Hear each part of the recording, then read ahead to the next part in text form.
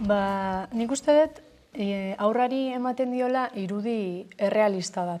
Azkenen beak prozesu guzti horretan, iten duna da bere burue ikuspegi integral batetik aztertu, eta horrek ekartzen duna da, azken finean ebaluazioa izatea jarraia, ezigarria, eta horrek guztiak behari ematen diore baita kontzientzi puntu handi bat.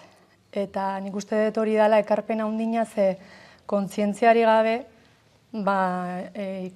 ikaskuntza esanguratxo esango genuke ez dela ematen, ez? Orduan, nik esango nuke hori dela igual osotasunean ekartzen dion ekarpena. Bai, azkenen uste ikasleek egiten dutela barne hausnarketa handi batez, beak esan duen bezala ikasleek sortzen du bere autoirudi propioa eta errealista. Eta horrek sustatzen dio asko metakognizioari. Baita ere ikasten dute ikasleek asko beraien akatsetatik ikastea.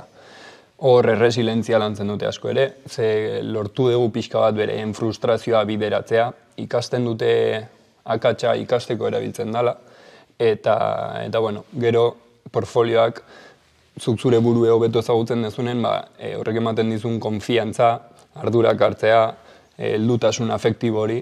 Eta gero horrek baita erresolutibo izate hori, ez? Hobekuntza plan hori diseinatu, aurrea eraman, ardura hartzen dute, eta beraiek kontziente diere baita, beraien ardura dela, aurrea pauso horiek ematea.